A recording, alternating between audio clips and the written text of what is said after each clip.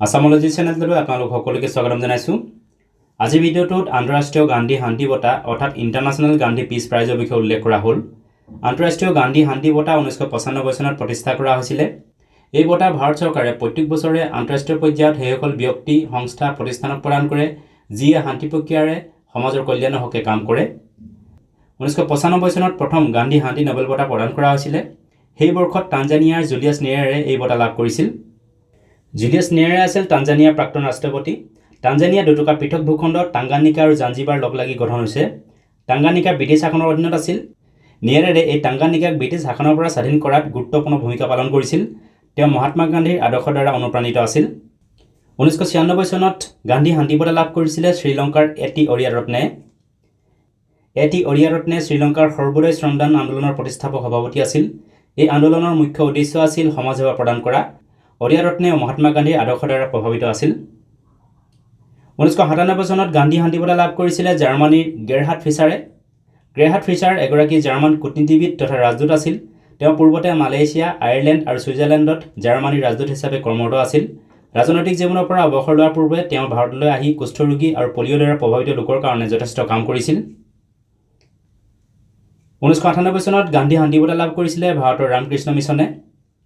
Ramakrishna mission 1897 চনত বিবেকানন্দই স্থাপন কৰিছিল। এই মিছনৰ মুখ্য কাৰ্যালয় পশ্চিমবংগৰ বেলুৰত অৱস্থিত।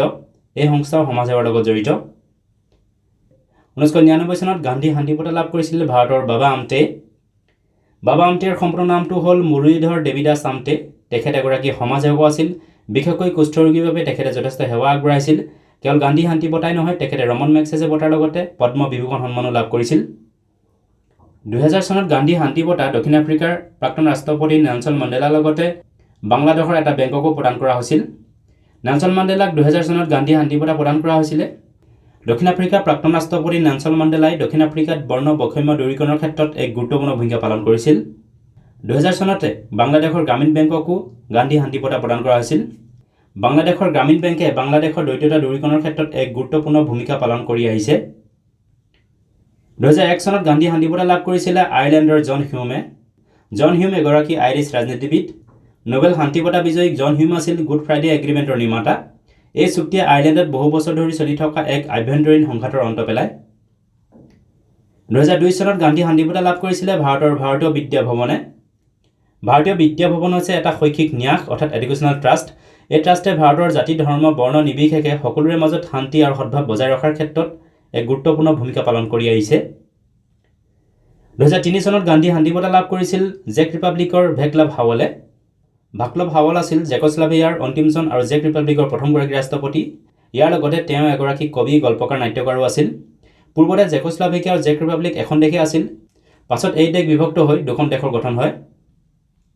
2004 চনত গান্ধী শান্তি বঁটা লাভ কৰিছিল USA কৰেটা স্কট কিঙে।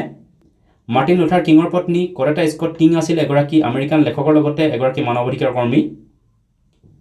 2005 চনত গান্ধী শান্তি বঁটা লাভ কৰিছিলে দক্ষিণ আফ্ৰিকাৰ ডেছমণ্ড টুটুৱে। ডেছমণ্ড টুটু আছিল দক্ষিণ আফ্ৰিকাৰ এগৰাকী ধৰ্মযাজক তথা মানৱ অধিকাৰ কৰ্মী। লগতে তেওঁ বৰ্ণ বৈষম্যবাদ নীতিৰ ঘোৰ বিৰোধী আছিল। 2013 চনত গান্ধী শান্তি বঁটা লাভ কৰিছিলে চণ্ডীপ্ৰসাদ ভট্টে। চণ্ডীপ্ৰসাদ ভট্ট এগৰাকী সমাজ সেৱকৰ লগতে এগৰাকী পৰিৱেশবিদ হয়। তেওঁ 1982 চনত ৰমন মেগছেছে বঁটাৰ লগতে 2005 চনত পদ্মভূষণ সন্মানো লাভ কৰিছে। 2014 চনত গান্ধী শান্তি বঁটা প্ৰদান কৰা হৈছিল ভাৰতৰ ইছৰোক।